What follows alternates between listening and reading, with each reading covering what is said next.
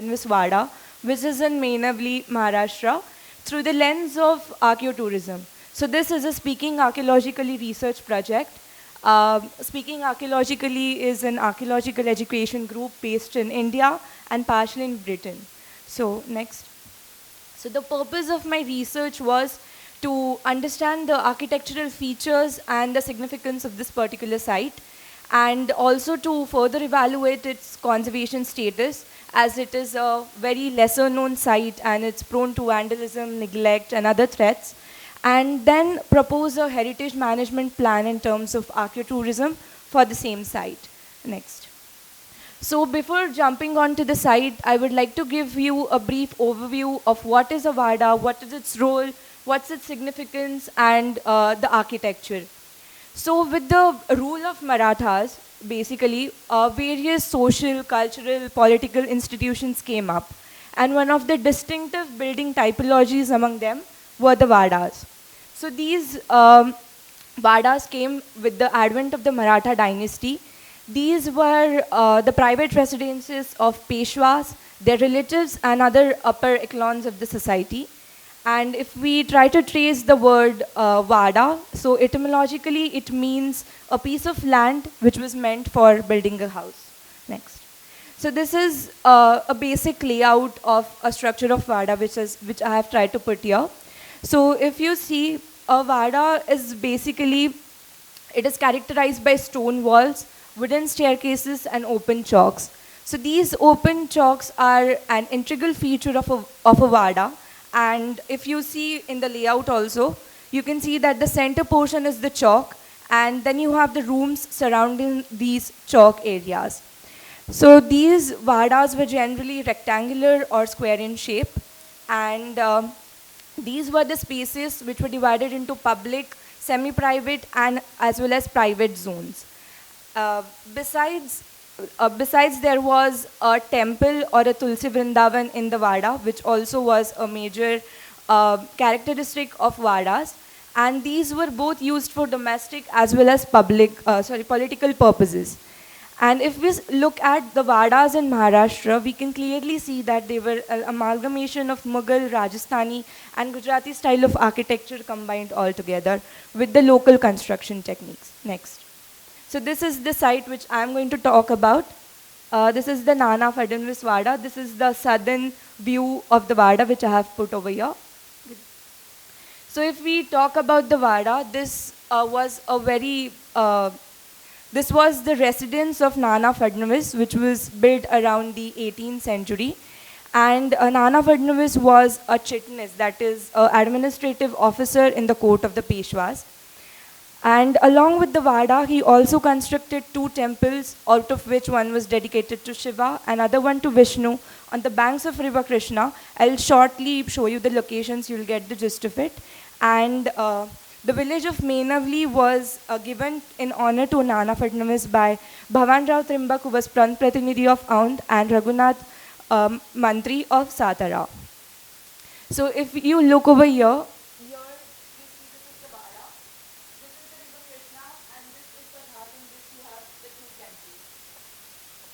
so this is in the town of Y, and it's a very small village. It's a very obscure site from the main public view.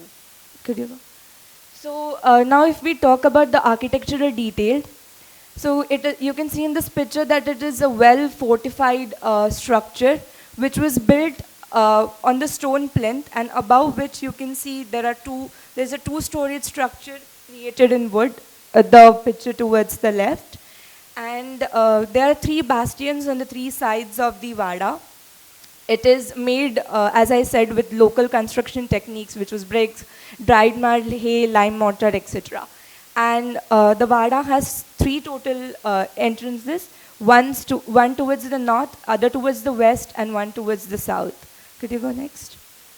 So the other architectural features of the Vada are, you can see there's a Nagar Khana at the top of the entrance towards the north. Then you have 4 courtyards in the Vada in total, out of the 4 names which are given over there. So Dindi Darwaza, Haldi Kunkwasa Chowk, Ganesh Chowk, and Panktiza Chowk. as soon as you enter the Vada, there's a space called as Ganesh Sopa, which was basically for the visitors. You also have a Kaladalan, that is a painting area, and a Khalbat Khana, which is a secret room built for the private discussions. The Vada also houses a daftar, as it was the administrative seat after some period of time, so it has a lot of documents related to the administrative administration of the Peshwas. The Vada also has Maratha style wall paintings which date back to the 18th century. These paintings can be characterized as secco wall paintings, as they were painted on dry plasters with pigments mixed with water. Other typical Maratha architectural features like the carved wooden ceiling, cypress pillars, cupped arches adorned with floral and faunal motifs are also spotted in the Vada. So as I was talking about, that there's a ghat which is made, like constructed, extending to the Vada. So the Peshwa era saw a construction of architectural combinations of Vada, a ghat, and a temple all together in the same space. So this site is the example of one of that kind of architecture construction. And the third entrance of the Vada leads to the ghat in the river Krishna, where Nana Phadnavis constructed two temples. As I said, one was of Shiva and one is of Vishnu. And it also has a Portuguese bell kind of structure which is housed in one of those structures over here. So moving towards the conservation aspect of the Vada. So I carried out a condition assessment for this site, but before going out onto the results of the condition assessment, I would like to talk about what condition assessment is and why is it important and what is damage mapping basically.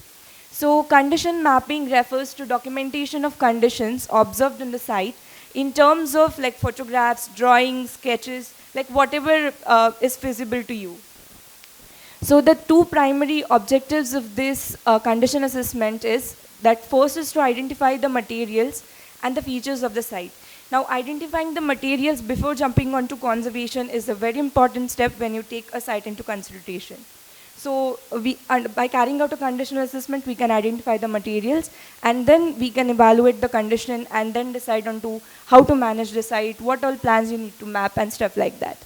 So carrying out a conditional assessment examine various mechanisms that affect the structural and material conditions of the site. And it is imperative to ensure that periodic inspections of the heritage structures are carried out in order to identify and evaluate their current conditions and then, as I said, provide a remedial action plan for the same.